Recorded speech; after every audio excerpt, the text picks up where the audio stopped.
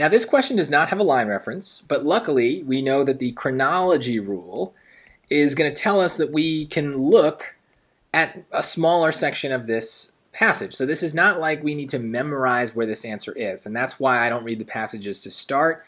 I don't care about most of the stuff that's in the passage. I only care about what they want me to care about. That's what the questions tell me, so I go to the questions first.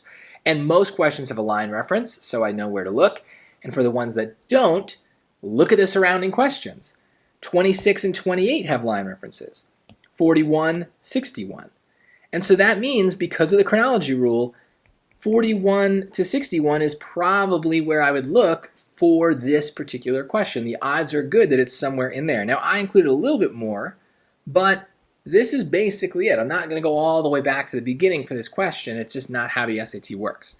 And what do we need to know? We always want to try to get a good sense of what we're looking for so that we're reading with purpose. The passage identifies which of the following as a factor that facilitated the baby chooker's traction on the steep ramp. So what helped the birds climb the ramps? Cool. All right, so I'd start around here, the aha moment, because we just read that for the previous question. The birds were using their wings and legs cooperatively, he told me. Okay.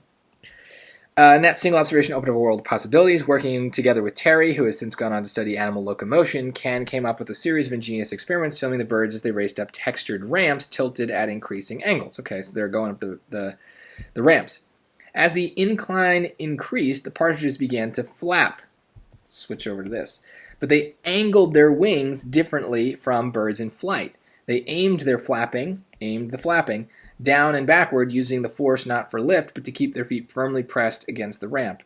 It's like the spoiler on the back of a race car, he explained, which is a very apt analogy. In Formula One racing, spoilers are the big aerodynamic fins that push the cars downward as they speed along, increasing traction and handling. The birds were doing the very same thing with their wings to help them scramble up otherwise impossible slopes. Okay, let's leave it there. I think I got enough information. So what facilitated them? It's the wings. It's the flapping, the angle of the wings. So that's my summary of this. Angle of wings.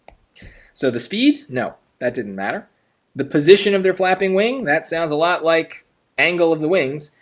See the alternation of wing and foot movement. Well, it didn't really talk about the feet and their continual hopping motions. It didn't talk about that. So there you go. That's pretty much what I saw here. And so I do think one benefit of these no line reference questions is that the answers are very often kind of just like explicit in the lines. So once you find it, it's going to be fairly obvious that that's the answer. The challenge is finding it. And the chronology rule really helps us so that we're not searching the entire passage for every answer that doesn't have a line reference. We know where to look based on the surrounding questions. This rule is occasionally broken, but it's reliable enough that it's a good starting point, and you will find those answers where you'd expect the vast majority of the time.